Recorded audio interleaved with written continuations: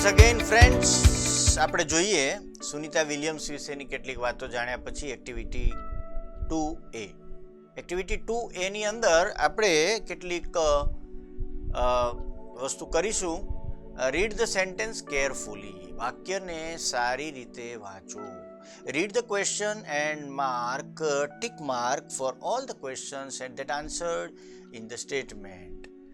પેલા વાક્યોને નીચેના પ્રશ્નોના જવાબ હોય તેની સામે ટિક કરો.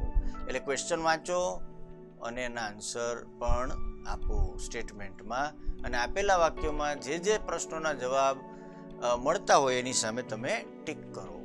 Okay. Sunita Williams stayed in the space for 36 days. ચાલો શોધી કાઢો પાઠમાંથી.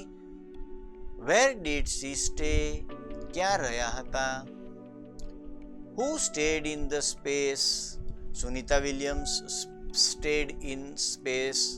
For how many days did she stay in the space? કેટલા દિવસ તેઓ રહ્યા હતા? So these are the questions you have to answer. બાજુમાં પેન્સિલથી લખવાના છે ટેક્સ્ટ બુકમાં અને લર્ન બાય હાર્ટ કરવાના છે.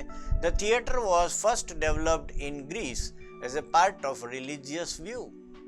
થિયેટર પહેલું ડેવલપ થયેલું નાટકનું મંચ ગ્રીસની અંદર as a part of religious view.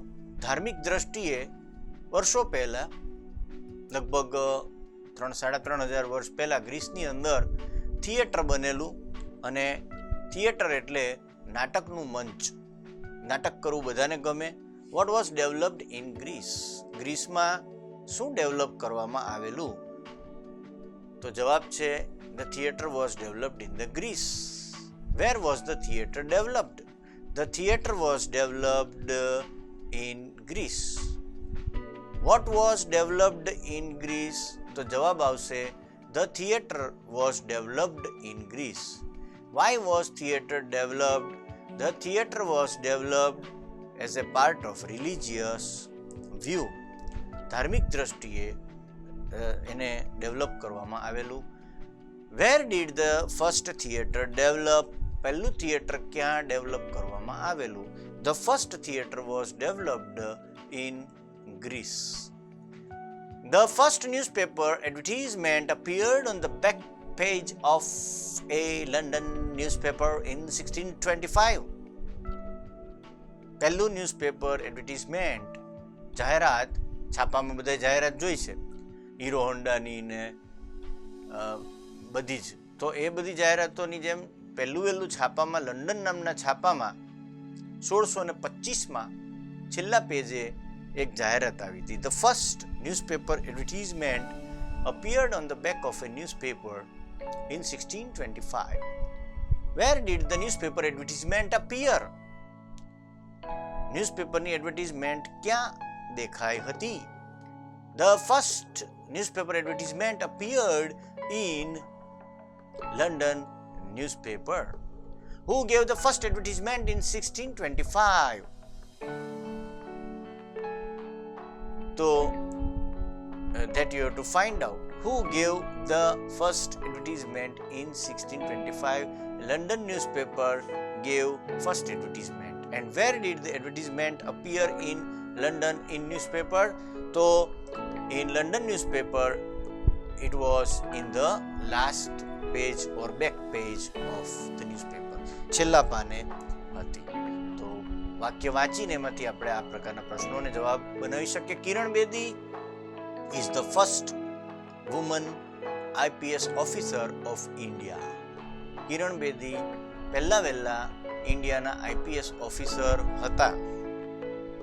Who was the first woman IPS officer of India? ઇન્ડિયાના પહેલા IPS officer કોણ હતા? What is Kiran Bedi and when was Kiran Bedi selected as an IPS officer? Who was the first woman IPS officer of India? The answer is Kiran Bedi was the first IPS officer of India. Indian Police Services, IPS. What was Kiran Bedi? Kiran Bedi શું હતા? Kiran Bedi was first woman IPS, પહેલા સ્ત્રી IPS હતા. And when was Kiran Bedi selected as an IPS officer? Kiran Bedi ક્યારે select થયા? She was first selected Kiran as an IPS officer of India.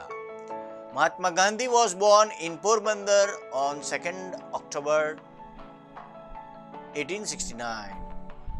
October 2nd.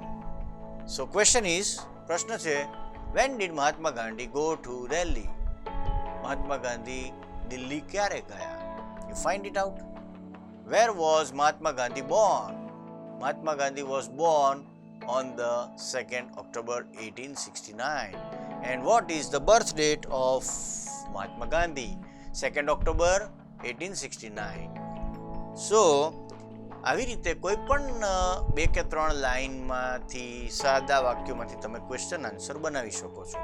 અને question answer એવા હોવા જોઈએ કે જે પેરેગ્રાફને રિલેટ કરતા હોય.